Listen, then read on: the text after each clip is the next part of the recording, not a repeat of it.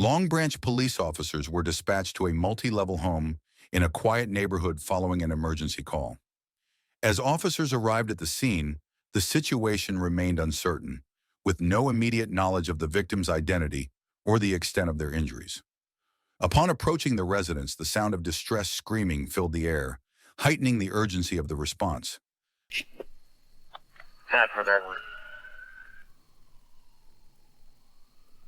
Dad, please. Please, oh my God. Where's he at? You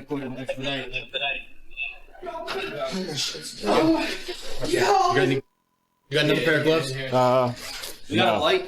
Just take these. I got more in the car. Flashlights, I don't care, something. Upon entering the home, a disturbing sight unfolded. A bloodied handprint was smeared along the wall, leading down to where a young woman lay motionless. Madison, stay with us. Oh, come on. Back up. Tina. Please step outside. No. Hey, Casey, we're here right now. We need light. Family members inside the residence soon identified her as Madison. You guys have... Calm down. Madison, stay with us. Madison, stay with us. Madison, stay with us. You want to open that mask? Yeah. Well, if she... Emergency medical personnel arrived shortly after, working urgently to regain the victim's consciousness. Do you have the tanks right Do you behind have you? another tank if somebody wants to run out? We got it right here. We have a pulse, you said? Yep, just check that. I can grab it. I'll just grab it. How do we, You want me to do bag roll? Yep. Once he gets the airway in, we'll also bag him. Where's she bleeding from? Right here is the only one I see.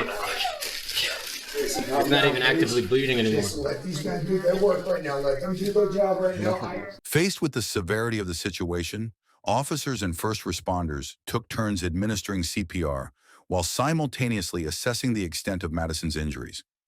I got a breath. Is she breathing? I have a breath. She's gasping. should we stretch her out? Madison, come on. Madison, stay with us. Check that pulse. You check the pulse because I wasn't feeling any. What do I do? If she does have a pulse, it's very faint. She got a very, very faint pulse. Unless that's me. Come on, Madison, stay with us. Come on, wake up. In chaotic and unpredictable moments like these, immediate action and coordination become critical in the effort to preserve life. The atmosphere was overwhelming, a mix of shock, fear, and desperation. A family member of the victim, struggling to process the situation, clung to the hope that everything would be okay. Madison was not only a younger sister, but also a best friend, making the unfolding tragedy even more devastating. Upon hearing that Madison had been stabbed, time seemed to freeze. A surge of anger and panic set in, fueled by uncertainty. There was no immediate knowledge of where she had been wounded or how severe her injuries were. The lack of information only heightened the frustration and adrenaline coursing through the moment. Back at the scene, additional officers arrived to provide support as emergency medical personnel worked swiftly to stabilize Madison.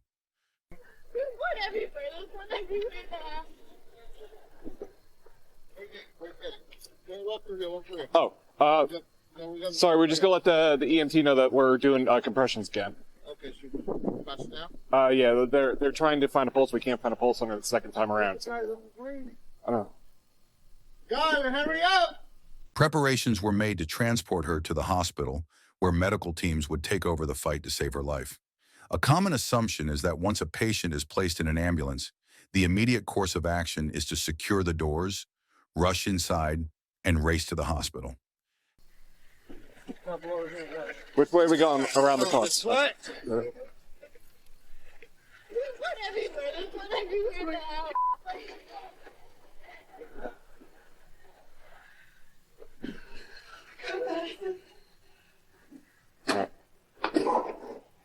Hop on the other side. Alright, let's get her up now. Grab some legs. Grab some arms. There you go. I'll grab this arm. You got that arm. 1, 2, 3.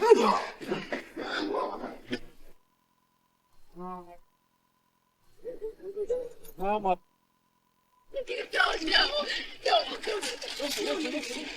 Whoa, brother. Oh, that's my daughter, man. Oh, guys, I'm picking evidence. My hand. I'm sorry. Hold on. Hold Grandpa now. Hold Grandpa. What are they doing? Throw this in there with them. You want me to ride with you guys? Yeah. Move over there now. This is the ambulance coming through. Yeah.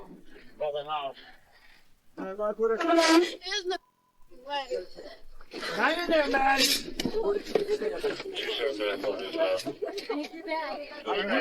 Bag's right there.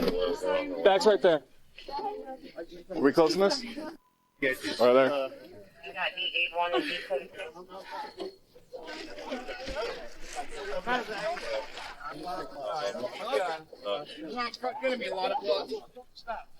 No. They got a stabilizer. That's what. Just I know. Okay. I know. That's not okay. Are you guys going? I'm waiting on ALS to tell me what to do. Okay. However, in critical situations, the priority is often to stabilize the patient before transport, ensuring they are in the best possible condition for the journey. Come on, Maddie. Can you move them away from the Come on, Maddie. Guys, come on. Just go stand over there, guys. At the scene, Madison's family members could be heard in the background, their voices filled with anguish as they called out for her. The environment became a form of organized chaos, where urgency and distress coexisted. I can't look. I can't look.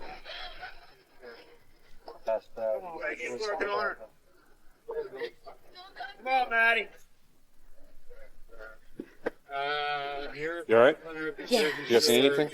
We're going to switch it so I can pass out from work and stuff. Yeah, no, it's okay. Are you going to? I think they're on the phone with the doc. Say what? They're on the phone with the doc now, probably for announcement maybe. Seriously? Yeah, I'm not too sure yet. I'm talking now. Pass out, baby. Okay.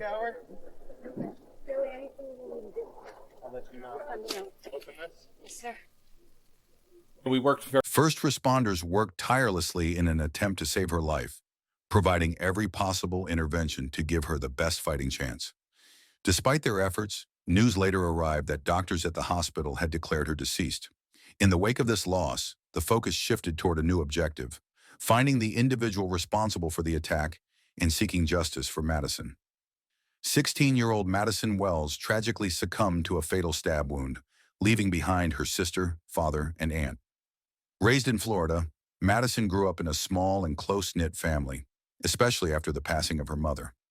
In the wake of that loss, her older sister took on the role of a mentor and caregiver, striving to be a guiding figure despite the difficult circumstances they faced. The bond between the sisters grew strong over the years, shaped by shared experiences and unwavering support for one another. Madison had a vibrant spirit, often engaging in dance challenges, which her sister would eagerly record. She was also deeply connected to her family, frequently spending time playing with her nieces. Her presence brought joy and warmth, leaving an irreplaceable void in the lives of those who loved her. Madison Wells had an innate ability to form connections, making friends within minutes of meeting someone. She was known for her kindness, sincerity, and warm personality, leaving a lasting impression on those around her. When Madison was rushed to the hospital, the severity of her injuries became painfully evident. As family members waited anxiously outside, the weight of the unknown was overwhelming. When one of them asked if Madison had survived, the absence of an answer confirmed their worst fear. She was gone. Shock and devastation set in immediately, and grief took hold as they collapsed in sorrow. Hospital staff provided little information in the moment, leaving the family desperate for closure. They pleaded to see Madison one last time, to say their goodbyes, but their requests were denied. The reality of the situation was unbearable. As they left the hospital, the question lingered. How were they supposed to move forward? Were they expected to simply go home and carry on as if nothing had happened? Yet in the silence of the night, that was exactly what they were left to do. Grieve without answers and attempt to process an unimaginable loss. Back at the crime scene, the murder investigation was set into motion.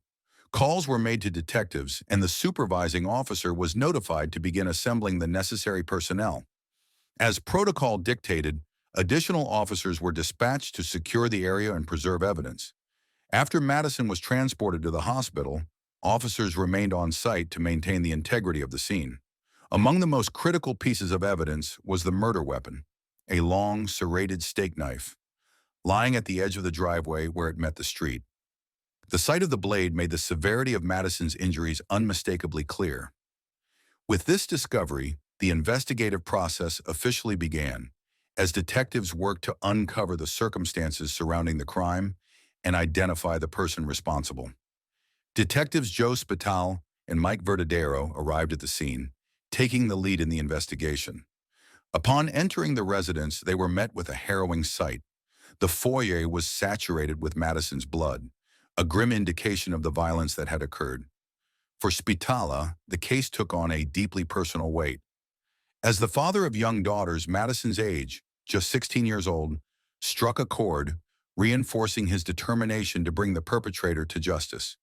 The investigation moved swiftly, with officers collecting license plate information from vehicles parked along the street.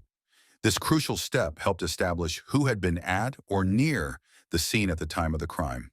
Detectives pursued every possible lead to identify the individual responsible for the stabbing. Standard investigative procedures were employed, including canvassing the area for surveillance footage and conducting door-to-door inquiries. Officers questioned residents and potential witnesses, relying on traditional police work to uncover critical details that could lead to an arrest. Back at the residence, officers began interviewing Madison's family, starting with her aunt, Casey Wells, who had discovered Madison and placed the 911 call. You mind giving me a quick, just tell me what happened as far as like, I know he picked her up. You picked her up today, right? Yeah, I picked her up last night. Earlier tonight, me, my sister, and my boyfriend were sitting in the living room. What time did you pick her up at? I'd say around like 9-ish. Okay. Like around 9. From where? She lived on Cleveland Ave. Oh, you picked her up from her house? Yeah. Casey recounted that Madison had been at her house earlier that night before stepping outside for approximately an hour. According to Casey, someone had called Madison outside to speak with her. What time was this when she came there and said she was going to go out there? Like around 9:30, 9:40. So 9:30? So then, he comes stumbling back in, and I see blood. When Madison returned, she was visibly injured. She managed to utter the words, "He stabbed me," before collapsing onto the floor in the foyer.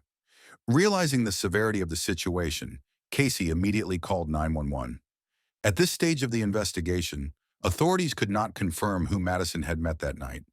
However, Casey mentioned that Madison had a boyfriend, someone she only knew by the name of Brian.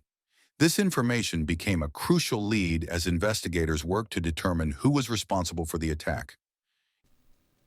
It's just weird, and this whole relationship has been weird to me. And she had cut me because I kind of sensed something.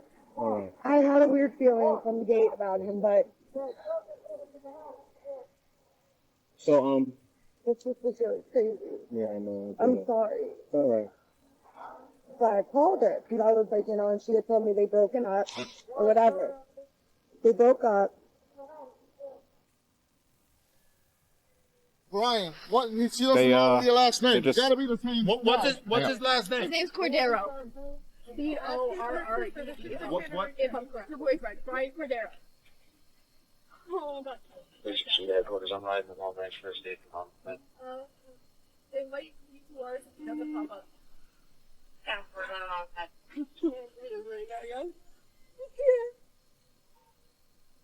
Investigators began to suspect that Brian could have been involved in Madison's murder, though his presence at the scene remained unconfirmed. No witnesses had seen him that night, and it was still unclear whether other individuals may have been involved.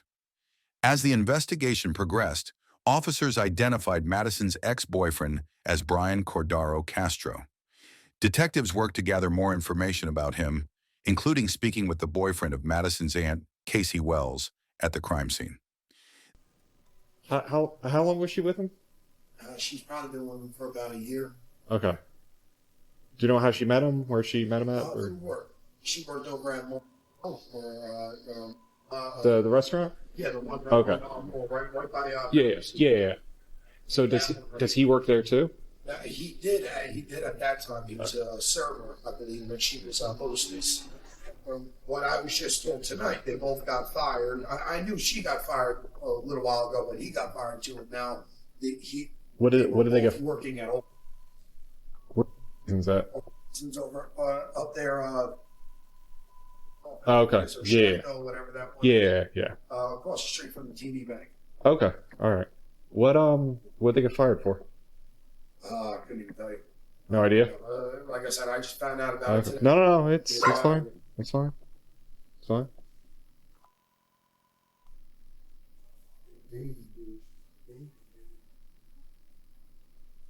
A little girl, bro.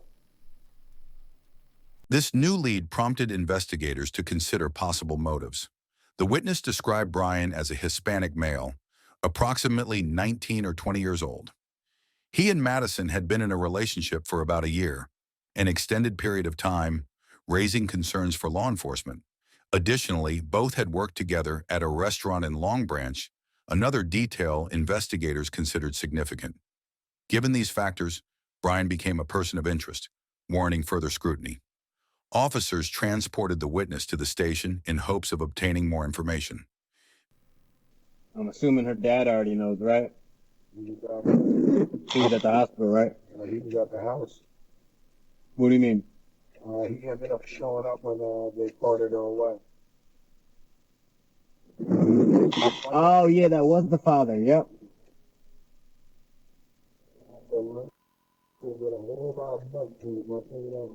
I bet.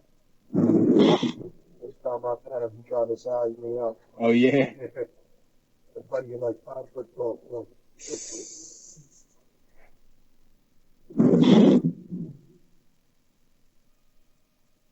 I don't know. He raised his 2 kids and by himself. Yeah, her mother is deceased, right? Yeah.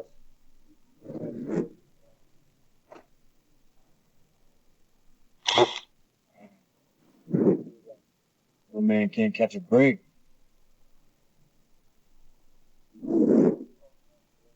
Yes, it is.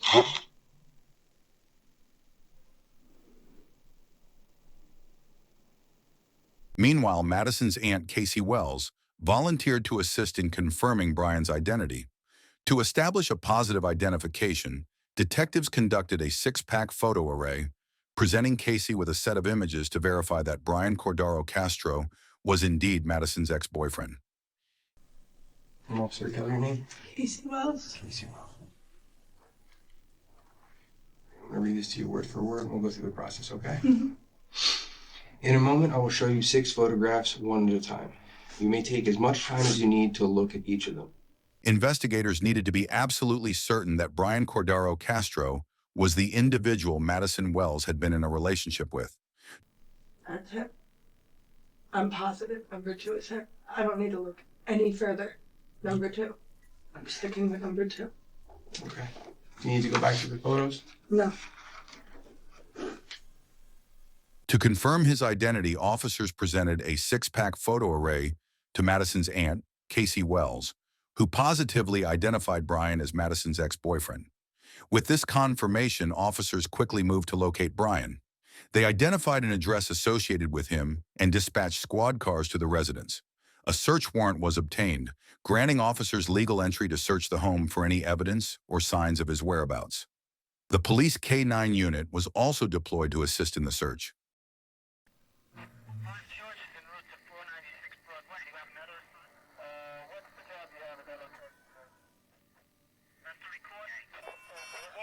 Anybody home with you guys right now? Casey? Huh? Brian home with you guys? No. Alright. You know where he might have went? No. Mind if I step in?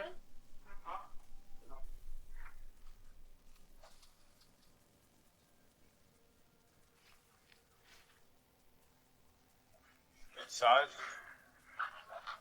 Little. It's like 5'3", 140.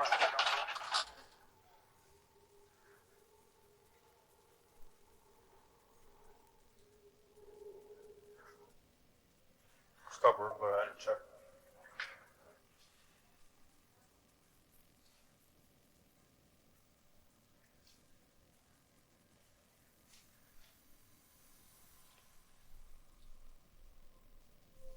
As officers entered the residence, they proceeded with caution, ensuring their safety and that of those around them. Everybody around me.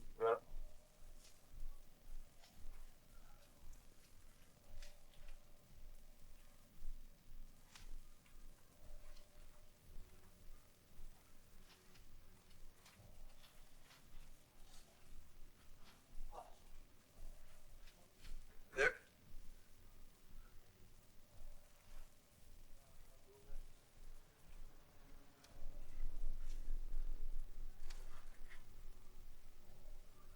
Yep.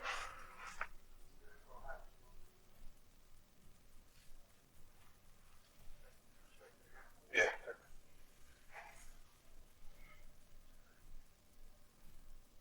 Not checked back there.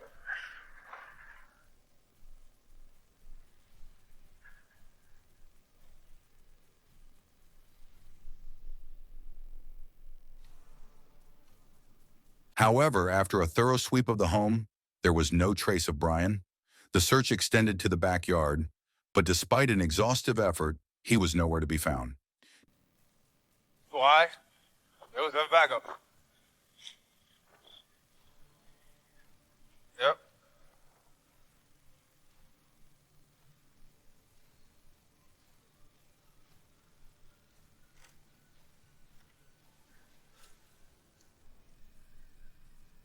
Detectives recognized that locating Brian would be challenging. At this point, they could not say with certainty whether he was the prime suspect or if another individual was involved. Regardless, it was imperative to speak with him as soon as possible, to either clear him or determine his potential role in the crime. With Brian still unaccounted for, investigators turned to technology for answers. They decided to track his phone in an attempt to pinpoint his location. Unsure of which mobile carrier he used, detectives contacted multiple service providers, hoping to obtain crucial information that could lead them to him. Hi, this is Colin with Verizon Security. May I have your name and agency, please? Corporal Gant, Long Branch Police Department. What can I do for you today, ma'am? I have a phone number I would like to try to ping. I don't know if it's Verizon or not. Gotcha. Yeah, we can find out. What's the number?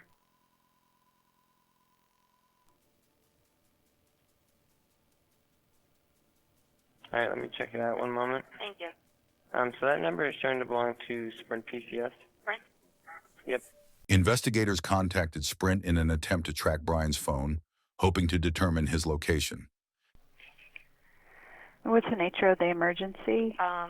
We just had a homicide and he is an armed accused. Okay. What are you needing of us, a ping and anything else? Just a ping, if we could try to get a location on this accused. Okay. However, they quickly learned that his phone had been turned off, rendering efforts to ping its signal unsuccessful.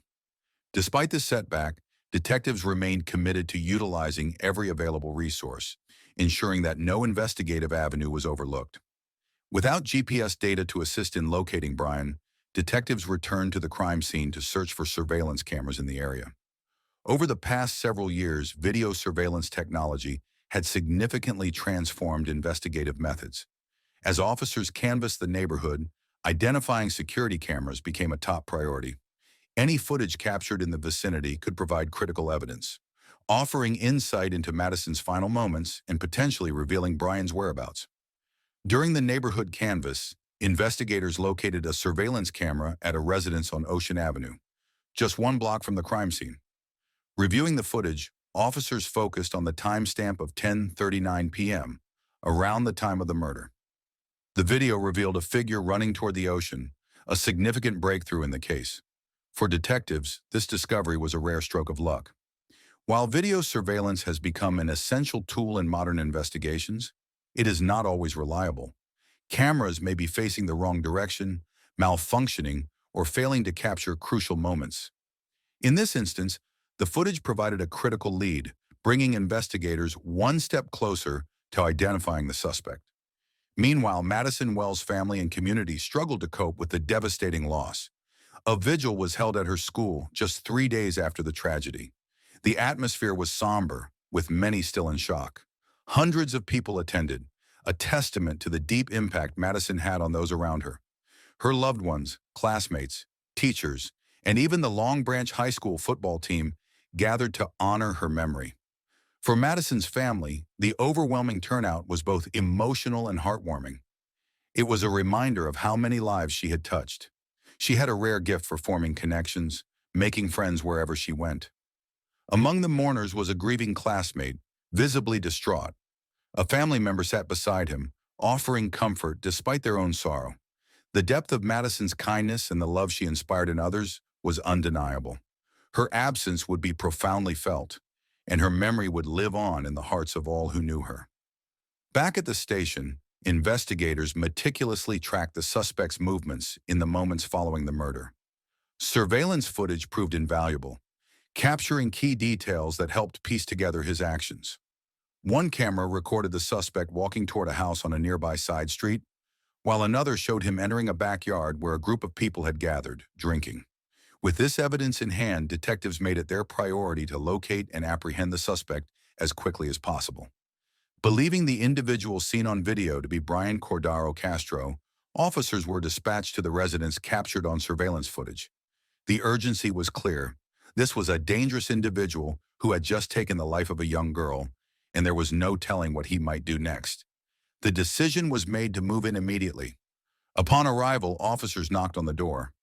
As it opened, they immediately spotted the kitchen, and standing inside was Brian. His presence at the location confirmed their suspicions, and he was taken into custody without incident. As officers escorted Brian to the patrol unit, he did not explicitly admit to any involvement in Madison's murder. Nikes. Air Jordans, they're kind of mudded up. Investigators remained cautious, knowing that witness statements from the night of the crime contained some inconsistencies, particularly regarding the suspect's clothing. Yeah. What shirt were you wearing and what shoes were you wearing before? One witness believed the individual seen running from the scene may have been wearing a white shirt, but nighttime lighting conditions can often lead to misidentifications. That's what you had on? You sure? You didn't change? How am I going to change? You were here at your cousin's house, right? I was gone like 1 minute. Oh, okay. All right. I don't need to lie. No, I'm not saying a lie. I'm asking a question. With Brian now in custody, detectives transported him to the station for questioning, determined to uncover the full truth behind Madison Wells' tragic death. As officers processed Brian Cordaro Castro, he quietly uttered "bye" before attempting to flee the booking area. A sergeant quickly subdued him, an act some saw as a sign of guilt. Detectives Josh Vitale and Wayne Rayner devised a strategy for the interrogation. Brian was left alone in the interrogation room to build psychological pressure before questioning. Detective Vitale, known for his skill in the box, prepared to extract the truth about Madison Wells' murder.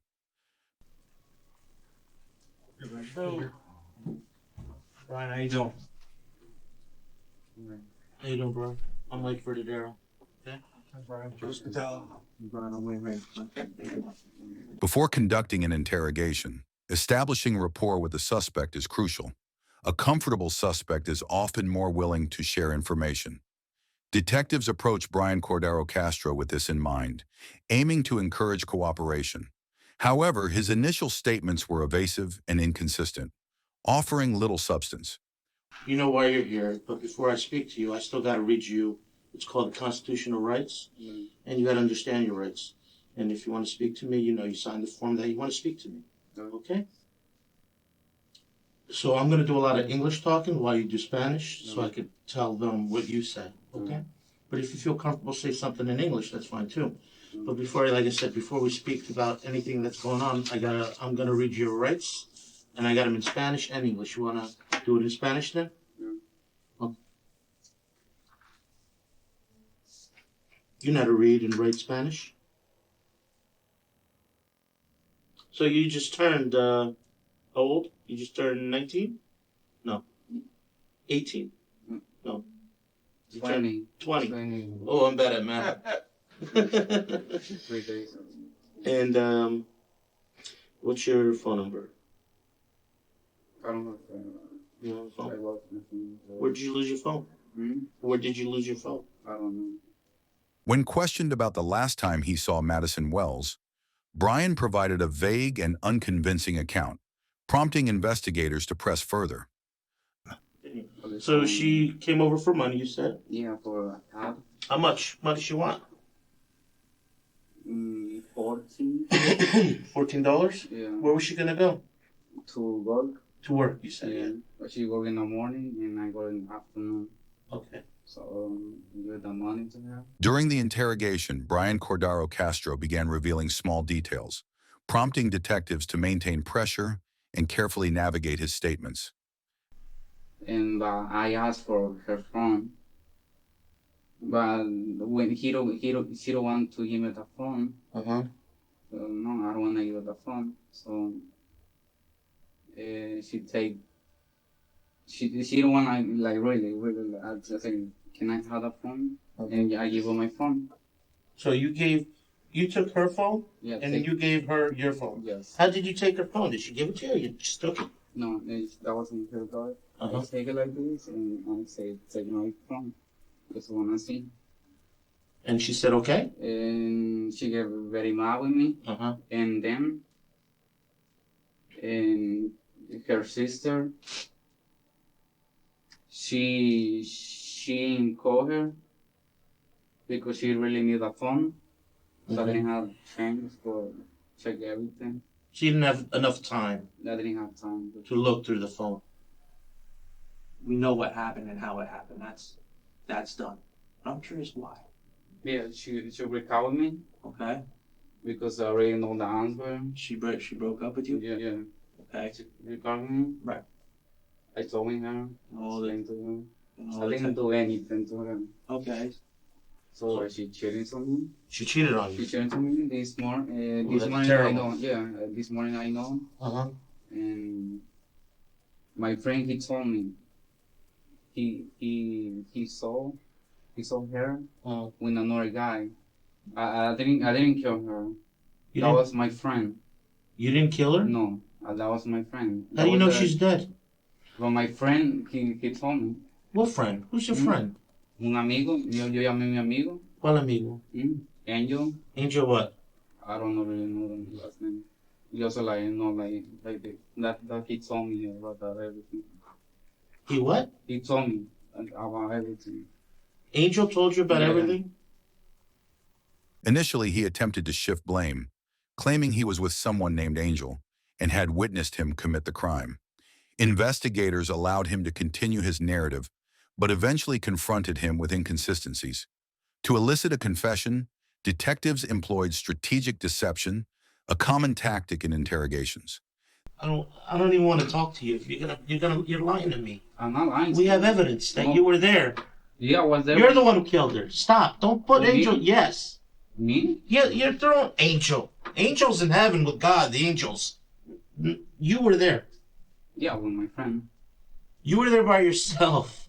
She told us. She told us. Madison. They led Brian to believe that Madison had survived and identified him as her attacker. Additionally, they suggested that a neighbor or surveillance camera had placed him at the scene alone. I really love her. I know. I bet. You know what? I could see it. I bet you really loved her. I know. We all know you loved her. I know. She loved her a lot. But something happened, and I know what happened. And I want you to be honest with me. When I started dating to her, she promised she's going to be loyal to me. She promised she's gonna what? She's going to be loyal. Loyal. She's gonna be loyal to you. She promised to me. You know, it's our job to give you the tools to understand, to make the right decisions, okay? You don't wanna lie yourself into a corner. Talk to me how you were feeling while you were standing there talking to her. How did it go? Bad. Bad in what way? Like, really bad because everything what I did to her. You love her. Were you sad? Were you angry? Were you Yeah, I a was mix of angry. everything? Angry? Yeah. Let's talk about it. What happened? That's what I did. And what did you do? Well, I did to them. Listen, you went like this, did to her. What's that mean? And you went like this. I don't know how to explain. Well, explain in Spanish. Say it in if you have to. Spanish, not so. Letting. Okay. Le diste con qué? What's the thing? What did you use? Knife. A knife? So you killed her. Yeah, me. You said you stabbed her with a knife. By mirroring his mindset and tactics, investigators worked to dismantle his story and uncover the truth.